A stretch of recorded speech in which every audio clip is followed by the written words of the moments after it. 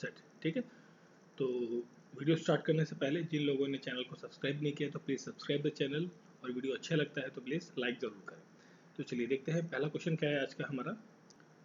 देखिए क्वेश्चन में पूछा गया है, according to the Bihar economic survey, जो सॉरी जो बिहार इकोनॉमिक सर्वे है 2020-21 का, उसके तहत जो परसेंटेज बताना है आपको कि कितनी परसेंटेज महिलाएं, ठीक है, लेबर्स के लिए, लेबर पॉपुलेशन की कितनी परसेंट महिलाएं जो हैं वो रूरल ऑफ बिहार, मतलब बिहार के ग्रामीण क्षेत्रों से आती हैं।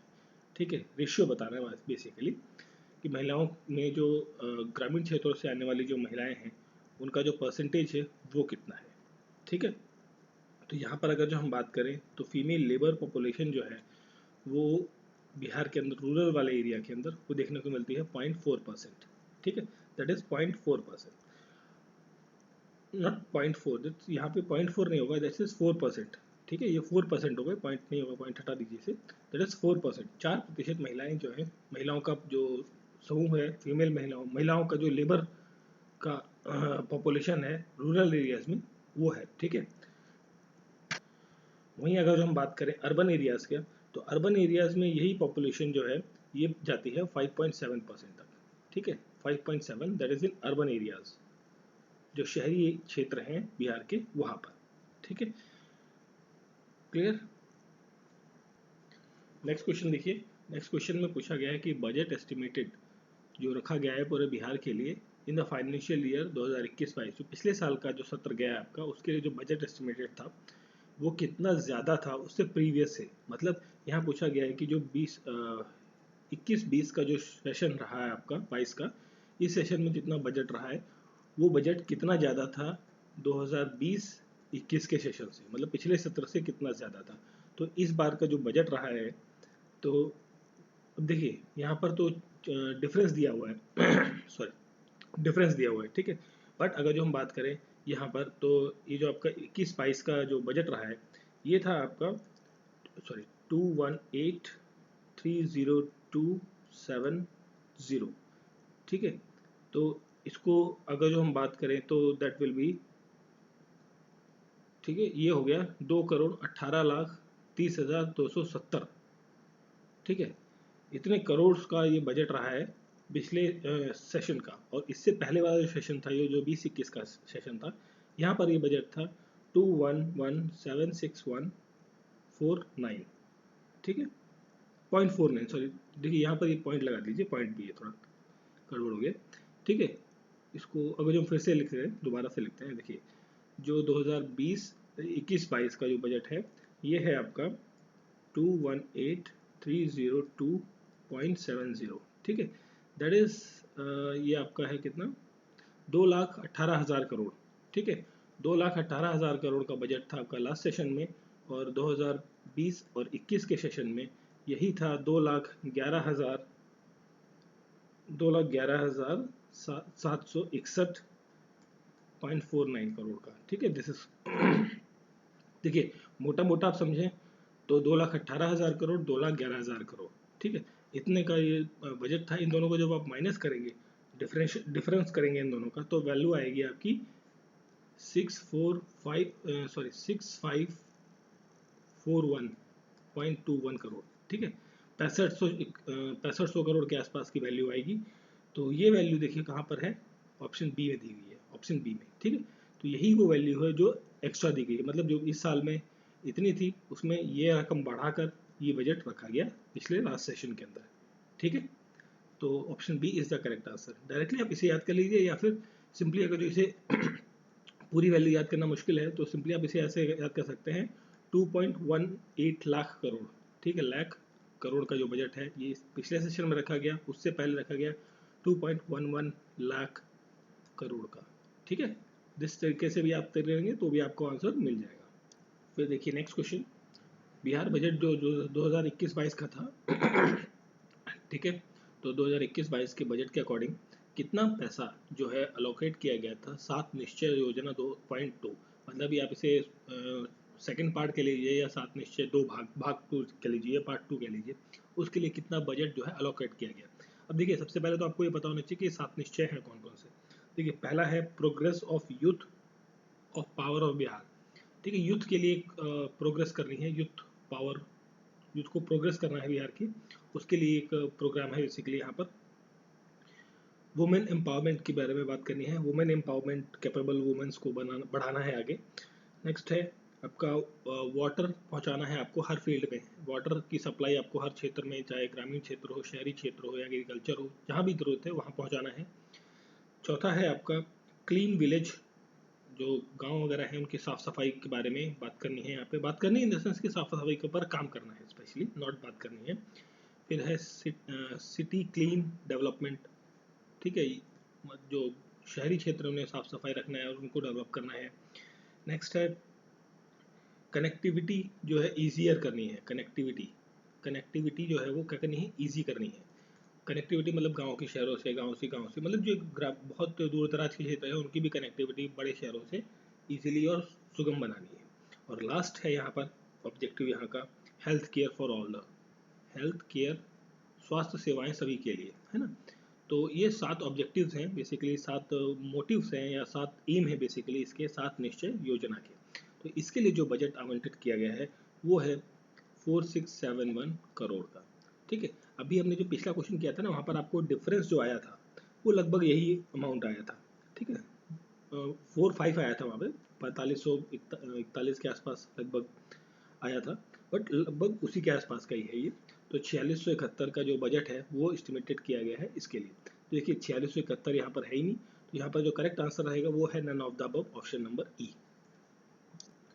नेक्स्ट क्वेश्चन में पूछा गया है कि टोटल कंजप्शन ऑफ फर्टिलाइजर, ठीक है, जो फर्टिलाइजर्स आप खाद वगैरह जो इस्तेमाल की जाती है खेतों में, तो बिहार के अंदर 19-20 सेशन के अंदर, मतलब 2 साल पहले के एक सेशन की बात कर रहे हैं यहाँ पे, तो उस सेशन के अंदर जो कंजप्शन है वो कितनी रही है, ठीक है। तो यहाँ पर अगर जो हम बात करें कंजप्शन की, तो इसका करेक्ट आंसर रहेगा 36.24 लाख टन, 36.24 लाख टन का कंजप्शन जो है पूरा फर्टिलाइज़र का वो बिहार के अंदर किया गया है, जिसमें से 62%, 62.63% जो है कंजप्शन किया गया है किसका, यूरिया का, ठीक है।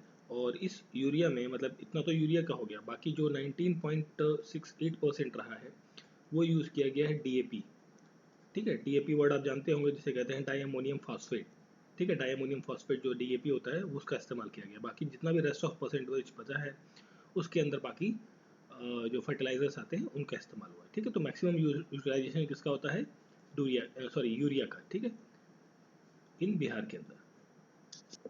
नेक्स्ट क्वेश्चन है which of the following important scheme is being run in Bihar to improve the cleanliness in rural areas, जो ग्रामीण क्षेत्र हैं, ग्रामीण क्षेत्र के अंदर सफाई अभियान को चलाने के लिए या साफ सफाई रखने के लिए कौन सी एक स्कीम है जो रन की जा रही है बिहार गवर्नमेंट के द्वारा। तो देखिए मनरेगा, लोहिया, संपला, जीविका, ठीक है।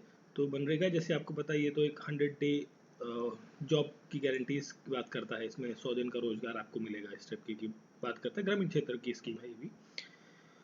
बट यहाँ पर जो करेक्ट आंसर होगा दैट इज लोहिया स्कीम, ठीक है। लोहिया स्कीम के अंदर बेसिकली ये स्कीम जो है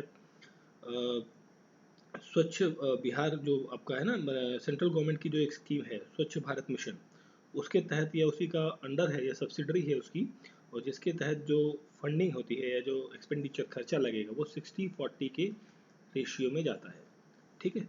60 देगी आपकी सेंट्रल गवर्नमेंट, ठीक है, और 40% देगी स्टेट गवर्नमेंट लगाएगी, ठीक है। और इसका उद्देश्य है कि भाई जो बिहार है पूरा उसको सैनिटाइज कर दिया जाए। सैनिटेशन मतलब प्रॉपर तरीके से जो आप कह लीजिए कि जो टॉयलेट्स वगैरह बनाना है, साफ़ सफाई करनी है, रोड का सब चीज़ें बनानी है, एक तरीके से properly development for the rural areas के लिए, ठीक है। बट यहाँ स्पेशली बात करी गई है सफाई के लिए, तो सफाई के लिए स्कीम है आपकी लोहिया स्कीम, और this is the part of the central government का द्वारा जो स्पॉन्सर्ड है स्वच्छ भारत मिशन का पार्ट है ये, ठीक है। फिर देखिए next question, share of which of the major sector, देखिए सेक्टर्स की हम बात कर रहे हैं, sectors of state income shows the study decline, ठीक है। 3 टाइप के सेक्टर्स होते हैं, वर्किंग प्रोफेशन सी होती थी, एक होती है प्राइमरी सेक्टर, सेकेंडरी सेक्टर, दूसरा थर्ड होता है टर्शरी सेक्टर, और टर्शरी के बाद भी क्वार्टरनरी सेक्टर्स होते हैं जो अलग अलग चीज़ें रहते हैं, बट मेनली हमारी जो 3 सेक्टर्स होती हैं वो ये होती है प्राइमरी, सेकेंडरी और टर्शरी। तो इन तीनों सेक्टर्स में किसके अंदर सबसे ज़्यादा डिक्लाइन देखने को मिला है। ये हम देखिए विद रिस्पेक्ट टू बात कर रहे हैं, स्टेट की बात कर रहे हैं, विद रिस्पेक्ट टू हम बात कर रहे हैं यहाँ पर बिहार स्टेट के, ठीक है, बिहार स्टेट के संबंध में हम बात कर रहे हैं यहाँ पर। तो उसके संबंध में हम जब बात कर रहे हैं तो यहाँ पर देखिए जो टर्शरी सेक्टर है उसके अंदर, टर्शरी सेक्टर के अंदर बहुत ज़्यादा एक हाई ग्रोथ देखने को मिली है। टर्शरी सेक्टर कौन सा होता है? जो आपका सर्विस सेक्टर होता है, जो जॉब वाला सेक्टर होता है, जो जॉब्स हैं या आपका जो सर्विसेज प्रोवाइड करते हैं, उस टाइप के जो सेक्टर्स होते हैं, that is called tertiary sector.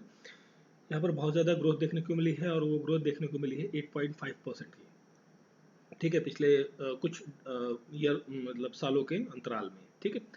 उसके बाद हम बात करें अगर जो सेकेंडरी सेक्टर की, तो सेकेंडरी सेक्टर जो आपका मैन्युफैक्चरिंग सेक्टर होता है, जिसमें आपकी गुड्स बनाए जाते हैं, जैसे आपका बिस्किट है वो बनेगा किसी फैक्ट्री में, ब्रेड बनेगा किसी फैक्ट्री में, ठीक है, या कोई लकड़ी का फर्नीचर है वो भी किसी फैक्ट्री में बनेगा, ठीक है। तो ये सब जो इंडस्ट्रीज होती हैं ये सारी आती हैं आपकी सेकेंडरी सेक्टर्स के अंदर।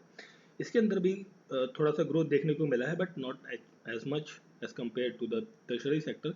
यहाँ पर भी ग्रोथ देखने को मिला है 8.2% के आसपास का, ठीक है। बट अब फिर हम बात करें प्राइमरी सेक्टर। प्राइमरी सेक्टर क्या होता है? Primary sector basically agriculture sector होता है, जहाँ से देखिए एक्चुअली ये फूड चेन टाइप का है भाई। खेतों से जो एग्रीकल्चर से जो प्रोडक्ट निकलेगा वो जाएगा सेकेंडरी में, मतलब जो फैक्ट्रीज है वहाँ से फिर जब वो आप बना के आगे भेजोगे स्टोर्स में, तो वो सर्विस प्रोवाइड करेंगे लोगों को, तो लोगों को बेचेंगे, सेल करेंगे, उसके आसपास की जो भी चीज़ें होती हैं वो सब करेंगे। तो this is the primary thing. तो प्राइमरी सेक्टर क्या होता है? Agriculture sector. और एग्रीकल्चर सेक्टर के अंदर बहुत ही ज़्यादा एक ड्रास्टिक डिक्लाइन देखने को मिला है, और वो डिक्लाइन देखने को मिला है 3.5% का। मतलब अब जो है पॉपुलेशन की बात करें तो इतनी परसेंट ही पॉपुलेशन मोस्टली कह लीजिए, या पॉपुलेशन कहना गलत होगा, बट इन टर्म्स ऑफ इतना बेसिकली आप समझ लीजिए कि इतना डिक्लाइन देखने को मिला है ना।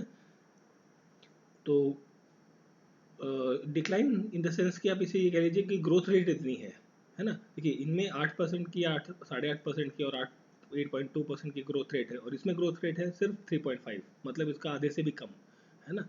तो सब जब ग्रोथ रेट ही कम है तो क्या हो गया, वो कंडीशन क्या बन जाती है? एक स्टेडी डिक्लाइन कंडीशन बन जाती है, ठीक है। तो यहाँ पर जो क्वेश्चन का करेक्ट आंसर है वो है ऑप्शन नंबर ए, ठीक है, प्राइमरी सेक्टर। नेक्स्ट क्वेश्चन है, देखिए 19-20 से के डाटा के अकॉर्डिंग क्वेश्चन है, बट कोई बात नहीं, अगर जो आपसे 21-22 में पूछा जाता है या 20-21 का पूछा जाता है, उससे उससे लमसम आप बना सकते हैं आंसर को, ठीक है। तो देखिए which one of the following is the major districts of rice production in the Bihar. Bihar के अंदर सबसे ज़्यादा राइस प्रोडक्शन कहाँ देखने को मिलता है, ठीक है। तो 3 मेजर डिस्ट्रिक्ट्स हैं, उनकी बात करें तो जो पहला एक है रोहतास, ये देखिए रोहतास यहाँ लिखा हुआ है, ठीक है। रोहतास डिस्ट्रिक्ट जो है, रोहतास के अंदर जो इस बेसिकली इस फाइनेंशियल ईयर के अंदर जो प्रोडक्शन हुआ था वो हुआ था 9.2 लाख टन का, ठीक है। उसके बाद आता है औरंगाबाद, ठीक है, औरंगाबाद, दैट्स औरंगाबाद डिस्ट्रिक्ट जो है, यहाँ पर 5.5 लाख टन का जो प्रोडक्शन हुआ राइस का वो देखने को मिलता है। उसके बाद कैमूर डिस्ट्रिक्ट आता है, कैमूर, कैमूर डिस्ट्रिक्ट के अंदर 4.2 लाख टन का जो प्रोडक्शन है वो देखने को मिला है। ये है आपके एक top 3 production, rice production in the districts पूरे बिहार के अंदर। और मधुबनी जो एक डिस्ट्रिक्ट है, मधुबनी डिस्ट्रिक्ट, यहाँ पर सबसे कम बेसिकली राइस प्रोडक्शन देखने को मिला है, वो है 1.95 लाख टन का जो प्रोडक्शन है वो सबसे कम यहाँ पर देखने को मिलता है। क्वेश्चन में पूछा गया है major districts of rice production. देखिए मेजर में तो रोहतास तो है, औरंगाबाद है, कैमूर है, बट यहाँ पर तो करेक्ट आंसर सिर्फ हमारा क्या बनेगा? ऑप्शन ए बनेगा, क्योंकि बाकी तो ऑप्शन है ही नहीं यहाँ पर, है ना। मधुबनी है, that is the lowest one, ठीक है। Option A is the correct answer. फिर देखिए नेक्स्ट क्वेश्चन है, इसमें पूछा कि पटना की जो पर कैपिटा जीडीपी है, per capita GDP of Patna how much times more than the poorest district, जो गरीब डिस्ट्रिक्ट है शिवहर, ठीक है, शिवहर से कितना कम है या कितना ज़्यादा है, ये पूछा गया है यहाँ पर। तो देखिए पटना की जो पर कैपिटा जीडीपी है वो है 1,12,604, ठीक है, 1,12,604। और जो शिवहर है, शिवहर की कैपिटल पर कैपिटा जो जीडीपी है दैट इज 17,569, ठीक है, 17,000 या आप कह लीजिए इसे 17,600 के आसपास की है जीडीपी। तो अब ये कितने टाइम्स है, मतलब इसको आप जब डिवाइड करेंगे तो अप्रॉक्सीमेटली ये आपका 6 के आसपास में बनेगा, ठीक है। तो आप कह सकते हैं कि ये कितना ज़्यादा है? 6 टाइम्स ज़्यादा है, ठीक है। यहाँ पर करेक्ट आंसर देखिए 10 टाइम्स, तो 5 टाइम्स तो है नहीं, तो इसको आप राउंड फिगर में अगर जो 20 में रख लेंगे ना, 20, ठीक है, तो 20 इंटू 6 कितना होता है भाई, ये होता है 120, है ना। तो 120 होता है भाई, आप 17-15 के आसपास रखेंगे तो 12 के आसपास में बनेगा ये, ठीक है वैल्यू। तो करेक्ट आंसर आएगा more than 6 times, more than 6 times, 6 times से ज़्यादा है पटना की per capita GDP. Next question है, वो कौन से सितारियन आर्टिस्ट है, मतलब जो सितार बजाते हैं, जो कि इंस्ट्रूमेंट होता है, म्यूजिकल इंस्ट्रूमेंट सितार, उसको बजाते हैं, वो कहाँ से हैं, बिहार से हैं, जिन्हें अवार्ड मिला है बेस्ट इंटरनेशनल सितार अवार्ड। और ये कहाँ मिला है, इंटरनेशनल सितार कॉन्फ्रेंस हुई थी कहाँ पर, जयपुर के अंदर, ये फरवरी 2021 की बात है। तो बेसिकली थोड़ा सा पुराना करंट अफेयर है बट इम्पॉर्टेंट है, आ सकता है। तो वो कौन से व्यक्ति हैं ये पूछा गया है। तो वो हैं आपके वीरेंद्र नारायण झा, ठीक है, वीरेंद्र नारायण झा, ये वो सितारिस्ट हैं जिन्हें ये बेस्ट इंटरनेशनल सितार अवार्ड दिया गया है, ठीक है। और इन्होंने कौन सा बेसिकली इनको ये सम्मान मिला है किस चीज़ के सितार के कलेक्शन के लिए, कौन सा, मतलब बेसिकली उन्होंने म्यूज़िक बजाया था। तो वो एक कलेक्शन था बेसिकली, एक जिसे कहते हैं अंत भला तो सब भला, ठीक है, उस ट्यूनिंग को इन्होंने अपना बजाया था, तो जिसके लिए इन्हें ये अवार्ड दिया गया है, ठीक है, वीरेंद्र नारायण झा। चलिए फिर देखिए नेक्स्ट क्वेश्चन, इसमें पूछा गया है कि how many years has been completed by the Bihar legislative assembly in February 21 को।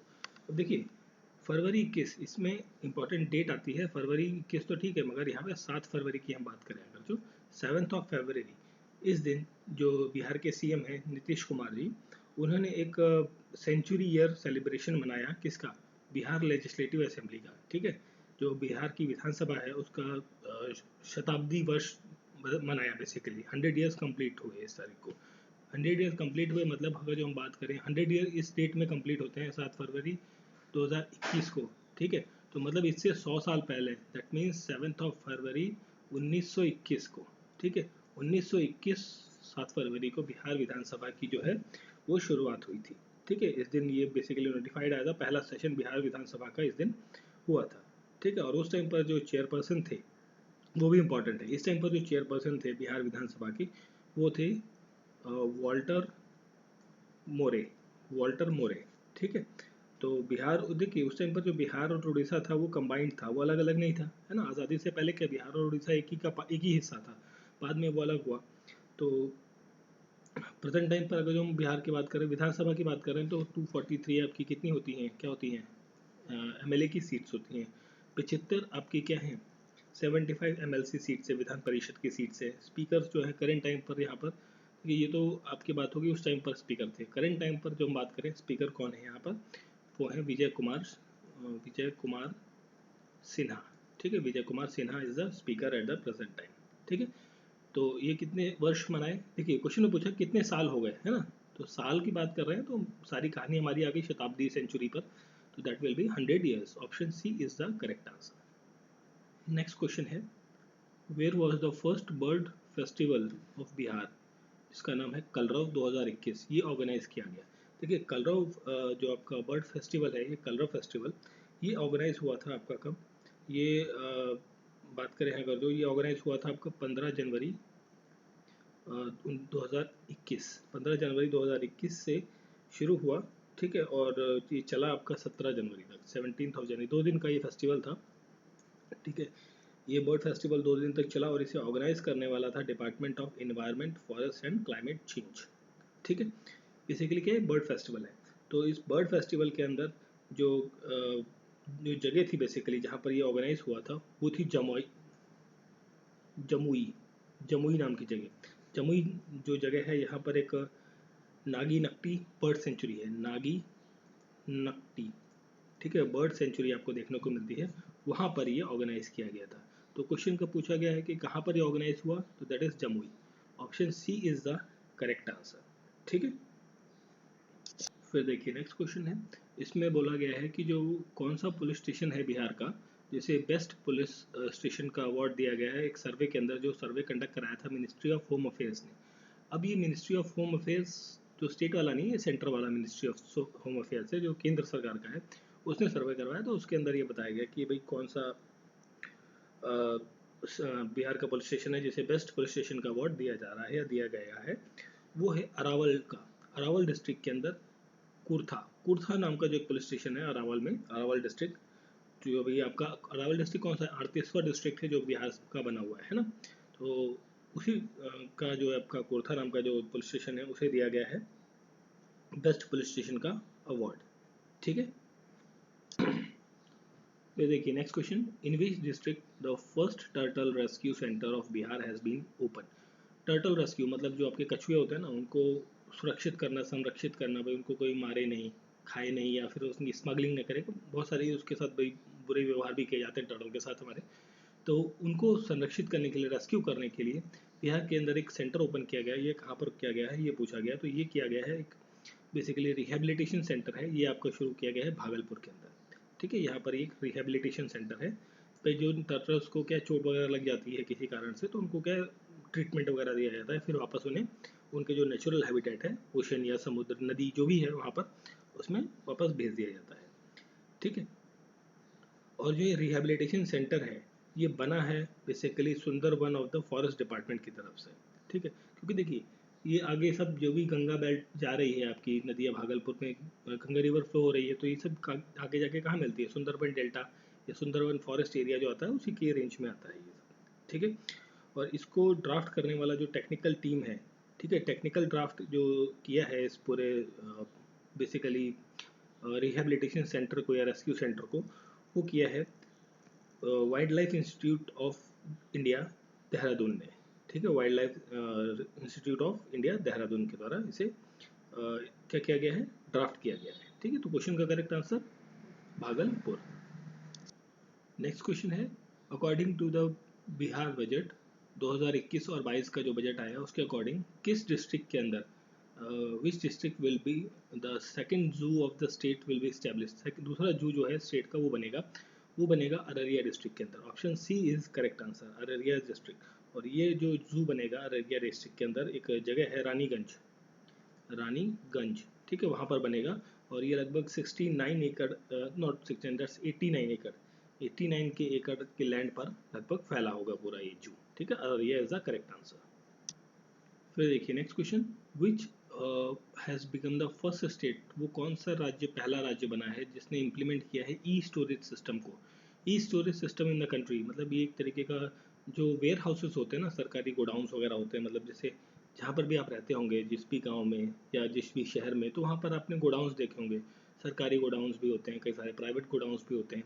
तो उन गोडाउंस के अंदर आप क्या रखते हैं, अपना अनाज रखते हैं, है ना, मतलब अपना जो सब्जियां हैं या आपका जो गेहूं चावल जो भी चीज़ें हैं, धान वगैरह हैं, वो सब चीज़ें वहाँ स्टोर रखते हैं। फिर उसको जब ज़रूरत पड़ती है तो उसे आप आगे सेल करते हैं। तो वो जो स्टोरेज वाला काम है उसके लिए ई स्टोरेज सिस्टम चालू किया गया है। और ई स्टोरेज में क्या होगा कि डिजिटली उस पर्टिकुलर एरिया में, मान लीजिए आप सपोज कर लीजिए समस्तीपुर में रहते हैं, तो समस्तीपुर में कोई क्या है, कोई स्टोरेज है, तो उस स्टोरेज की जानकारी आपको मिलेगी इलेक्ट्रॉनिकली, मतलब एक वेबसाइट पर या ऐप पर जो भी बनाया जाएगा, तो उस पर आप पता लग सकता है कि भाई उसकी कैपेसिटी कितनी है और उसमें कितनी जगह खाली है।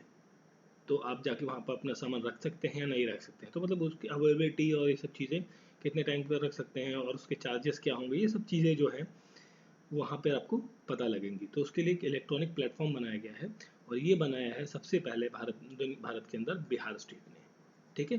Bihar is the number 1 state जिसने ई स्टोरेज सिस्टम को शुरू किया है, ठीक है।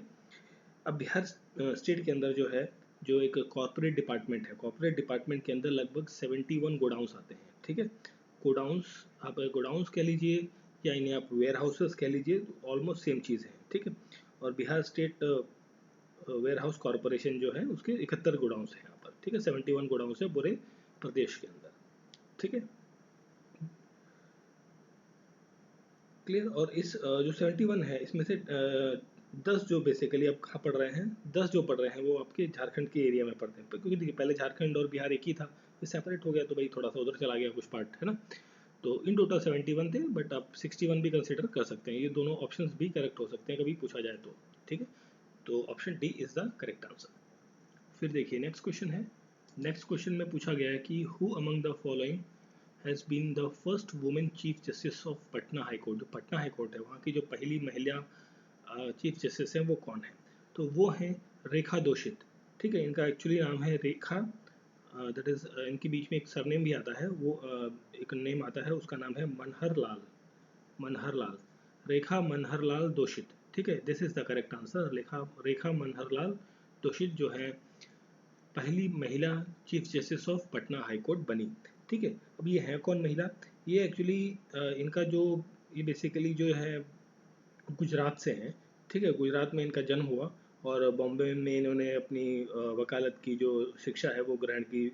गुजरात, मुंबई और अहमदाबाद दोनों जगह अपना कुछ कुछ कोर्सेज इन्होंने कंप्लीट किए। इन्होंने अपना करियर जो है बेसिकली 1977 में शुरू किया था। ठीक है, एज अ एडवोकेट। ठीक, उसके बाद ये 1995 के अंदर गुजरात हाई कोर्ट के अंदर, गुजरात हाई कोर्ट जो था आपका, उसकी क्या बनी? जज बनी। ठीक है, और गुजरात हाई कोर्ट की जज बनने के बाद 21 जून 2010 में इनको प्रमोट कर दिया गया, प्रमोशन मिला और प्रमोट करके इन्हें भेजा गया पटना। तो पटना की फिर ये 21 जून 2010 को ये पटना हाई कोर्ट की क्या बनी? चीफ जस्टिस बनी, पहली महिला चीफ जस्टिस। ठीक है, 21 जून 2010 में। ठीक है, तो क्लियर? तो ये कहाँ से हैं? गुजरात से हैं बेसिकली। देखिए, ये ऑल इंडिया रहते हैं सभी लोग, है ना, ये सब कोई स्टेट का कहाँ कहीं का है तो उसको कहीं भी भेजा जा सकता है ना। तो प्रमोशन करके इनको यहाँ भेजा गया था, गुजरात से पटना। ठीक है, option B is correct answer. Next question है, तो नेक्स्ट क्वेश्चन देखते हैं। इस क्वेश्चन में पूछा गया है कि which among the following district of Bihar has the lowest urban population? सबसे कम शहरी क्षेत्रों की जनसंख्या आपको कहाँ देखने को मिलती है, ये पूछा है। तो देखिए, जो यहाँ पर शियोहर है, शियोहर, यहाँ पर जो अर्बन पॉपुलेशन है ये लगभग 28,000, देखिए 28,116 के आसपास की है। देखिए, ये जो हम बात कर रहे हैं ना आंकड़ा, ये आज का नहीं है, ये 2011 के अंदर जो सेंसस हुआ था, जनगणना हुई थी, उसके अकॉर्डिंग हम बात कर रहे हैं। तो 28,000 के आसपास की यहाँ पर जनसंख्या है। और फिर ये जो आपका दैट्स कैमूर की जो पॉपुलेशन है दैट इज 51,849 के आसपास की है। ठीक है, तो और फिर हम बात करें मुंगेर की, तो मुंगेर की भी लगभग 1 लाख के आसपास बनती है और भोजपुर की भी काफ़ी ज़्यादा है। तो यहाँ पर जो करेक्ट आंसर होगा मेरे ख्याल से ये रहेगा 28,116 वाला शिवहर। ठीक है, शिवहर शहर की जो पॉपुलेशन है वो सबसे कम देखने को मिलती है। ठीक है, तो करेक्ट आंसर है क्या है? Option A. चलिए फिर देखिए नेक्स्ट क्वेश्चन।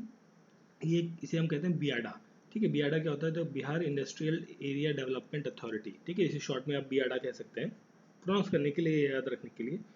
तो इसमें क्वेश्चन में पूछा गया है कि कौन सा जो डिस्ट्रिक्ट है वो या रीजनल ऑफिस जो है, मतलब देखिए बियाडा के कई सारी ब्रांचेस हैं बेसिकली, रीजनल ऑफिस या डिस्ट्रिक्ट ऑफिस हैं, तो इनमें से वो कौन सा ऑफिस नहीं है? तो देखिए बियाडा का जो रीजनल ऑफिस हैं वो 4 हैं बेसिकली, 4 रीजनल ऑफिस हैं। वो 4 कौन कौन से हैं?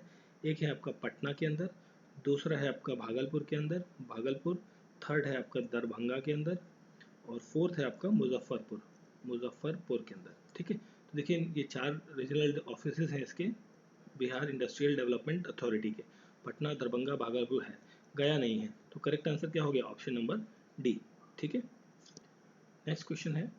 देखिए, ये तुलसीदास जी जो थे, तुलसीदास जी के बारे में कुछ स्टेटमेंट दी गई हैं, आपको बताना है इनमें से स्टेटमेंट कौन सी सही नहीं है। ठीक है, तुलसीदास आपको नाम याद होगा, रामचरितमानस, है ना, उसके रचयिता यही हैं तुलसीदास।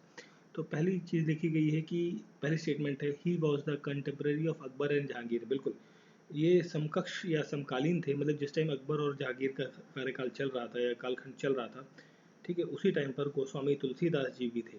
ठीक है, तो first statement is right. Second statement he wrote Ramcharitmanas in Sanskrit language. नहीं, देखिए रामचरितमानस जो है इन्होंने संस्कृत में नहीं, ये लिखी थी अवधी भाषा में, अवधी लैंग्वेज के अंदर। ठीक है, और इन्होंने 25 और किताबें लिखी, जैसे विनय पिटक जो बुक है, और रामचरितमानस, जो ये 2 बुक इनकी काफ़ी फेमस हैं। ठीक है, but this is a Awadhi language not in Sanskrit. तो सेकंड स्टेटमेंट तो यहाँ पर आपकी गलत हो जाती है। ठीक है, चलिए बाकी को भी पढ़ लेते हैं। ही फाइंड मेंशन इन आइन अकबरी ऑफ अबुल फजल। देखिए अबुल फजल के द्वारा एक आइन अकबरी जो अकबर की गुणगान है उसके बारे में लिखा गया, तो इसका भी कुछ वर्णन जो है तुलसीदास ने अपनी किताबों में किया है। बिल्कुल, ये स्टेटमेंट भी सही है। और तुलसीदास जो है was not a court poet, किसी भी राज दरबार के अंदर कोई कवि नहीं थे, वो आमतौर पे बाहर ही रहते थे, जनरली ये बिहार के बनारस के अंदर रहा करते थे। तो ये स्टेटमेंट भी आपकी सही है। तो यहाँ पर जो करेक्ट आंसर होगा, इनका कोई भी रिलेशन नहीं है मतलब कोट पोएट से, तो करेक्ट आंसर है not true, that is option number B is correct answer. ठीक है, ऑप्शन बी जो है ये करेक्ट आंसर रहेगा। रामचरितमानस जो है संस्कृत में नहीं अवधी भाषा में लिखी गई है। ठीक है, फिर देखिए नेक्स्ट क्वेश्चन, इसमें पूछा गया कि on the basis of cropping pattern, cropping pattern के बेस पे कितने टाइप की राइस जो है वो बिहार के अंदर उगाई जाती है या बोई जाती है, सो की जाती है। ठीक है, अब यहाँ पर जो करेक्ट आंसर रहेगा, देखिए यहाँ पर अगर हम बात करें ना तो देखिए ये 3 टाइप की होती है, तो क्वेश्चन का करेक्ट आंसर तो ऑप्शन बी हो गया 3 टाइप्स की। वो 3 टाइप की कौन कौन सी होती है, देखिए पहली होती है आपकी जिसे कहते हैं अगाही, अगाहनी, सॉरी अगाहनी नॉट अगाही, अगाहनी राइस। ठीक है, या अगाहनी पैडी कहते हैं इसे। ये ज़्यादातर आपका more than 80% of the rice production जो है वो इसी रीजन से देखने को मिलता है, अगाहनी से। ठीक है, जिसके अंदर इम्प्लांटेड मेथड यूज़ किया जाता है, मतलब आपका थोड़ा सा शो किया जाएगा जब वो प्लांट जो है थोड़ा सा ग्रो हो जाएगा 6 इंचेस के आसपास, फिर उसे वापस से दूसरे फील्ड में लगाया जाता है। दूसरा मेथड होता है जिसे कहते हैं गारमा गारमा पैडी। ठीक है, गारमा पैडी जो है लगभग 3% पूरे बिहार के अंदर 3% जो है वहाँ पर किया जाता है, और इसके अंदर वेल इरिगेशन सोर्स जो है वो यूज़ किया जाता है फॉर द इरिगेशन पर्पस। ठीक है, यहाँ पर 80% ऑफ जो राइस है वो उगाई जाती है इस मेथड के थ्रू। और दूसरा जो था गर्मा पैडी या गारमा पैडी, इसके अंदर 3% ऑफ रहता है। ठीक है, फिर एक तीसरी है, तीसरी का नाम है बोरो पैडी। ठीक है, बोरो पैडी। तो बोरो पैडी के मेथड के अंदर जो है लगभग 2% से भी कम, less than 2% of the rice production जो है वो इसके अंदर इस मेथड के थ्रू देखने को मिलता है। और इस मेथड के थ्रू जो जनरली क्रॉप्स ग्रो होती हैं वो आपकी पूर्णिया डिस्ट्रिक्ट या ईस्ट और वेस्ट चंपारण डिस्ट्रिक्ट में मेनली देखने को मिलती हैं। ठीक है, तो करेक्ट आंसर है यहाँ पर ऑप्शन नंबर बी 3। ठीक है, 3 टाइप के क्रॉपिंग पैटर्न्स हैं, क्रॉपिंग टाइप की राइस आपको देखने को मिलती है बिहार के अंदर। फिर देखिए नेक्स्ट क्वेश्चन है, एज पर द 2011 का जो सेंसस हुआ उसके अकॉर्डिंग कितनी परसेंटेज ऑफ टोटल पॉपुलेशन जो है भारत की, मतलब भारत की जितनी पॉपुलेशन थी 125 करोड़ के आसपास की जनसंख्या थी इस टाइम पर, तो उस टाइम के अकॉर्डिंग मतलब 125 करोड़ की जनसंख्या में से जो कितनी जनसंख्या है वो बिहार के अंदर रहती है, कितने परसेंटेज की हम बात कर रहे हैं यहाँ पर, तो ये रहती है आपकी यहाँ पर अप्रॉक्सीमेटली 8.6%। ठीक है, लगभग 8.6% के आसपास की जो पॉपुलेशन है भारत की, total population of the India, उसका जो 8.6% है वो रहता है आपका कहाँ पर, बिहार के अंदर। ठीक है, तो option B is the correct answer. Next question में पूछा गया है मॉन्टेग्यू क्लेम्सफोर्ड रिफॉर्म जो है वो प्रपोजल जो बेसिकली किस चीज़ से रिलेटेड है। ठीक है, तो मॉन्टेग्यू क्लेम्सफोर्ड जो रिफॉर्म है आपका ये क्वेश्चन, तो ये रिलेटेड है आपका किससे, दैट इज अगर जो हम बात करें मॉन्टेग्यू क्लेम्सफोर्ड रिफॉर्म की प्रॉपरली, तो ये एक्चुअली मॉन्टेग्यू कौन थे, मॉन्टेग्यू थे, इनका नाम था एडविन मॉन्टेग्यू, ये सेक्रेटरी ऑफ स्टेट थे। और जो ये है lord Chelmsford, he is the viceroy at that time. हम बात कर रहे हैं 1919 के आसपास की। बट ये जो प्रपोजल इन्होंने बनाया था ये बनाया था 20 अगस्त 1917 को। ठीक है, 20 अगस्त 1917 को ये प्रपोजल बनाया गया था, प्रपोज किया गया था इन्होंने, इन दोनों के द्वारा एक क्लेम्स फॉर बेसिकली रिफॉर्म का प्रपोजल दिया गया था। और इस रिफॉर्म के अंदर जो है ग्रेजुअली इंक्रीज किया गया, मतलब ग्रेजुअली डाला गया, धीरे धीरे इंट्रोड्यूस किया गया, not increase, that is introduce किया गया self governing, it is basically self governing institutions जो है इंडिया के अंदर डाले गए या इंट्रोड्यूस किए गए यहाँ पर। ठीक है, और इसके बेसिस पे कई सारी चीज़ों के बेसिस पे गवर्नमेंट ऑफ इंडिया एक्ट 1919 आया, जिसे हम मॉन्टेग्यू क्लेम्सफोर्ड रिफॉर्म के नाम से भी हम जानते हैं। ठीक है, और इस एक्ट के तहत जो है डायरकी को क्या किया गया, इंट्रोड्यूस किया गया, कहाँ पर, डायरकी को इंट्रोड्यूस किया गया। और इसके अंदर जो है डिवीज़न दिया गया प्रोविंसेस को कि रिजर्व सब्जेक्ट्स और ट्रांसफ़र सब्जेक्ट्स दो तरीके के बना दिए गए, मतलब एक सब्जेक्ट बना दिया गया रिजर्व सब्जेक्ट और दूसरा ट्रांसफरेबल या ट्रांसफ़र सब्जेक्ट बना दिए गए। और रिजर्व सब्जेक्ट्स जो है जैसे आपका फाइनेंस है, लॉ मेकिंग है, ऑर्डर है, आर्मी है, पुलिस है, ठीक है। ये सारी चीज़ें किसके पास रखी गई? गवर्नर के पास, जो गवर्नर जनरल हुआ करते थे उस टाइम पर, ठीक, या गवर्नर्स थे उस पर्टिकुलर एरिया के या स्टेट के, ठीक है, उनके पास। और ट्रांसफर सब्जेक्ट्स जैसे आपके पब्लिक हेल्थ है, education, agriculture, local self government, ये सारी चीज़ें जो लोकली मेंबर्ड सेलेक्ट किए गए हैं एग्जीक्यूटिव काउंसिल के लिए, उनको उनको दे दिए गए। मतलब मेन पावर है ब्रिटिश के पास, और जो मेन तो है बट इम्पॉर्टेंट है, बट एज मच इम्पॉर्टेंट नहीं है कि वो रूल कर पाए पूरे देश पर, तो वो चीज़ें दे गई प्रोविंशियली को, प्रोविंस को, प्रांतों से जो लोग सेलेक्ट किए गए लोग एग्जीक्यूटिव काउंसिल के अंदर, उनको दे दिए गए, ठीक है। तो ये था बेसिकली एक तरीके का कॉन्स्टिट्यूशनल रिफॉर्म, ठीक है। कल्चरल, सोशल या पॉलिसी रिफॉर्म नहीं था, this is a constitutional reform, क्योंकि इसमें क्या है, संविधान में कुछ कुछ चीज़ें की चेंज की जा रही हैं। यहाँ पर सरकार चाह रही है कि भाई भारतीय लोग जो है वो भी गवर्नमेंट का हिस्सा बने, थोड़ा थोड़ा बने, ठीक है। तो यहाँ पर करेक्ट आंसर रहेगा option number C, constitutional reform था आपका Montagu transform reform. Next question है, देखिए क्रोनोलॉजी पे आपको लगाना है ये कब कब चीज़ें हुई और उसको फिर आपको सीक्वेंसिंग में इस तरीके से सेट करना है। तो देखिए चंपारण सत्याग्रह कब हुआ था?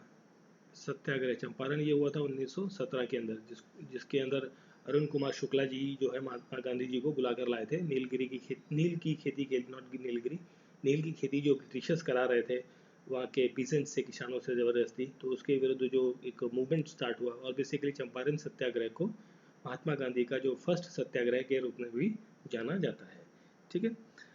और फिर है यहाँ पर अहमदाबाद मिल्स स्ट्राइक, ये हुई थी आपकी 1918 के आसपास, ठीक है।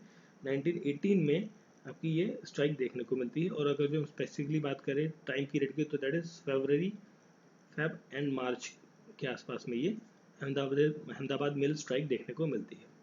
फिर है नॉन कॉरपोरेशन मूवमेंट, जो नॉन कॉरपोरेशन मूवमेंट है ये 1920 से शुरू हुआ, 1922 तक चला था ये, ठीक है। खेड़ा सत्याग्रह, खेड़ा सत्याग्रह आपका गुजरात के अंदर है, ठीक है। तो ये हुआ था आपका खेड़ा या बारदोली सत्याग्रह, आपने नाम सुने होंगे। तो ये सत्याग्रह हुआ था आपका कब? ये शुरू हुआ था आपका 22 मार्च 1918 को, ठीक है। अब देखिए यहाँ पर एक्चुअली एक कॉन्ट्राडिक्ट फंसेगा, जो क्या है, कन्फ्यूज़न क्रिएट करेगा कि भाई 2018 में मार्च के टाइम पे, फरवरी मार्च में ये भी हो रहा है 18-18 अहमदाबाद मिल, और ये खेड़ा सत्याग्रह थोड़ा कन्फ्यूज़न क्रिएट करेगा। तो देखिए सबसे पहले तो हम सबसे पहले वाले को लगा लेते हैं। तो सबसे पहले कौन सा है? 1917, मतलब 3 नंबर। अब देखिए सबसे पहले 3 नंबर है, तो 3 नंबर के अलावा जितने भी उन्हें हटा दीजिए, ये दोनों बचे। 3 नंबर के बाद क्या है? 18 में आ रही है कन्फ्यूज़न। ओके, चलिए अब हम बात करते हैं। देखिए इसकी शुरुआत तो फरवरी और मार्च तक चलाई है, तो हम ये मान के चलते हैं कि भाई अहमदाबाद मिल स्ट्राइक है वो फरवरी में शुरू हुआ और ये मार्च में हुआ, तो हम थोड़ा सा ईजी हो जाएगा हमारे लिए सॉल्व आउट करना। तो that will be the 2-3-2, then उसके बाद आपका खेड़ा आ जाता है 4, और लास्ट में आपका नॉन कॉर्पोरेशन। तो ये आपका कॉम्बिनेशन बनता है 3-2-4-1, option D is the correct answer. देखिए जब इस तरीके की रेंज दे दी जाए ना कि फरवरी और मार्च तक चला, तो फरवरी मार्च में हुआ, तो फरवरी मार्च में ही हुआ, तो मैं फरवरी आप शुरुआत मान लो, ये तो मार्च में ही चालू हुआ था। डेट हमने इसीलिए लिख दी स्पेशली कि खेड़ा सत्याग्रह कब हुआ, 22 मार्च को, ताकि कन्फ्यूजन ना हो। सिंपल मार्च लिखते तो शायद थोड़ा सा कन्फ्यूजन हो सकता था, but okay, option D is the correct answer. फिर देखिए नेक्स्ट क्वेश्चन है, क्लासिफिकेशन ऑफ एन एंटरप्राइजेस। जो एंटरप्राइजेस होती हैं बेसिकली, जो इंडस्ट्रीज है या कोई फैक्ट्री है या कोई कंपनी है, सर्विस कंपनी है, तो उनका क्लासिफिकेशन हम कहते हैं पब्लिक और प्राइवेट सेक्टर्स के अंदर। मतलब कुछ पब्लिक सेक्टर कंपनी है, मतलब पब्लिक सेक्टर की हम बात कर रहे हैं, तो जैसे आपका BSNL है, सपोज BSNL जो मोबाइल नेटवर्किंग कंपनी है, सर्विस प्रोवाइड करती है नेटवर्क का, तो एक क्या है, पब्लिक कंपनी है, गवर्नमेंट एजेंसी है, इसका ओन कौन है, मालिक कौन है, सरकार है।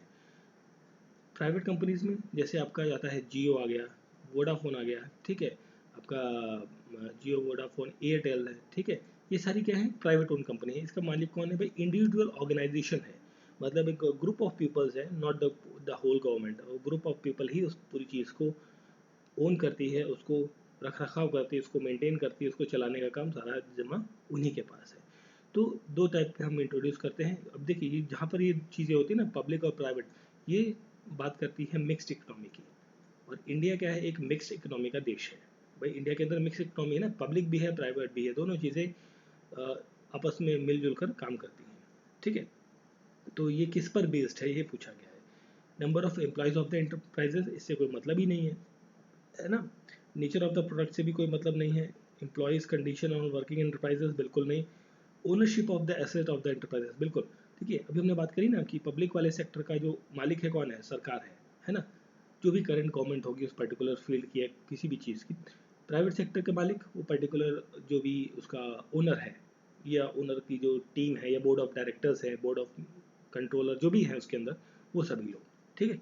तो यहाँ पर ओनरशिप की बात करते हैं। ओनरशिप जो है, ओनरशिप ऑफ द एसेट, मतलब जो भी चीज़ है उसके जो ओनर है एंटरप्राइज के, उसके ऊपर क्लासिफिकेशन बेसिकली डिवीजन जाता है यहाँ पर, ठीक है। तो यहाँ पर जो करेक्ट आंसर रहेगा that is option number D. मालिक कौन है किस एंटरप्राइज का, उसके ऊपर बेसिकली क्लासिफिकेशन होता है, पब्लिक है या प्राइवेट है। भाई किसी चीज़ का मालिक सरकार है तो वो क्या हो गई, पब्लिक प्रॉपर्टी हो गई, है ना। किसी चीज़ का मालिक कौन है, या आप इसका बेस्ट और एग्जांपल ले सकते हैं, जैसे आज की डेट में जो रेलवेज़ हैं, रेलवे के अंदर जो आपकी एक चलती है ट्रेन, जिसे कहते हैं क्या कहते हैं, एक 90 थी ना, ट्रेन 18 करके नाम था उसका, ठीक है। उसका अभी नाम मेरे को दिमाग में आ रहा, जैसे हाँ सॉरी, नॉट 18, जैसे अभी आज की डेट में आप कह लीजिए तेजस ट्रेन जो है, ट्रेन तेजस ट्रेन जो है वो क्या है, प्राइवेट ओन्ड है। इसका मालिक कौन है, प्राइवेट ऑर्गेनाइजेशन या प्राइवेट कंपनी है, जो इसके रख रखाव और बाकी सारी चीज़ों को मेंटेन करती है। वहीं बाकी जो ट्रेन हैं आपकी, जितनी भी शताब्दी राजधानी है, वो क्या है, गवर्नमेंट प्रॉपर्टी है, सरकार उनको ओन करती है, उनको रन करती है, ठीक है। तो इस तरीके का जो ओनरशिप है उसके बेसिस पर ये डिवीजन किया जाता है। Option D is correct answer. Next question. तो देखिए नेक्स्ट क्वेश्चन के अंदर पूछा गया है कि विच मिनिस्ट्री इज इम्प्लीमेंटेड प्रधानमंत्री किसान संपदा योजना, जो किसान पीएम किसान संपदा योजना है, इसको किस मिनिस्ट्री ने लॉन्च किया है। देखिए ये जो स्कीम है, योजना है, ये लॉन्च की गई थी अगस्त 2017 के अंदर, अगस्त 2017 में ये लॉन्च की गई थी, और इसे इम्प्लीमेंट किया था ministry of food processing industries के द्वारा, ठीक है। तो करेक्ट आंसर हो गया यहाँ पर option number A, ministry of food processing industries के द्वारा इसे लॉन्च किया गया है, ठीक है। और इस स्कीम का बेसिकली जो मेन ऑब्जेक्टिव था वो था कि मॉडर्नाइज करना है एग्रीकल्चरल, जो एग्रीकल्चर है उसे को क्या करना है, एग्रीकल्चर को करना है यहाँ पर मॉडर्नाइज, ठीक है। और रिड्यूस करना है जो एग्रो वेस्ट है, एग्रो वेस्ट को क्या कर देना है, रिड्यूस करना। देखो एग्रीकल्चरल जो वेस्ट होता है उसको रिड्यूस करना है, एग्रीकल्चर को मॉडर्नाइज करना है, जिसके लिए 6000 करोड़ 6000 करोड़ जो है वो सेंक्शन किए गए थे प्रॉपरली स्कीम के लिए। और ये स्कीम थी basically for the period of 2016 to 2020 तक, ठीक है। मतलब ये लगभग 5 सालों के लिए ये स्कीम को रखा गया था, जिसके तहत जो है लगभग ये अनुमानित था कि 20 लाख किसान, जो 20 लाख किसान हैं या फार्मर्स हैं, उन्हें बेनिफिट मिलेगा, ठीक है, प्रधानमंत्री किसान संपदा योजना के तहत, ठीक है। इसे लॉन्च किया गया था किसके द्वारा, ministry of food processing industries. Option A is the correct answer. Next question देखिए। अब ये क्वेश्चन के अंदर भी क्रोनोलॉजी आपको बतानी है कि कौन सा क्वेश्चन जो है कब बना और किसके द्वारा बनाया गया। बेसिकली नहीं, इसमें पूछा मेकिंग कब बना, बेसिकली इसके बारे में बात करनी है, उसके अकॉर्डिंग आपको क्रोनोलॉजी पे सेट करना है।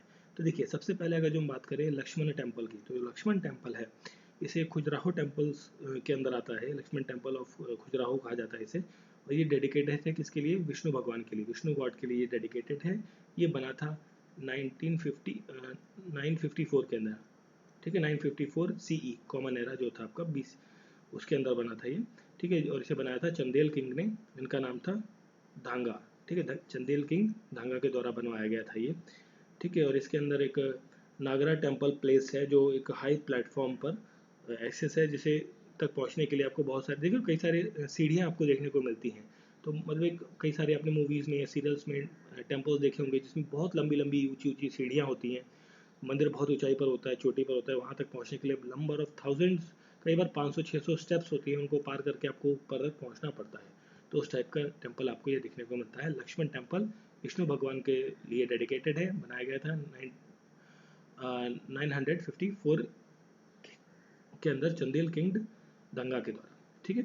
सन टेम्पल एट मोदरा, जो सन टेम्पल है ये लगभग 11वीं शताब्दी के आसपास बना था, 11th सेंचुरी के आसपास बना था।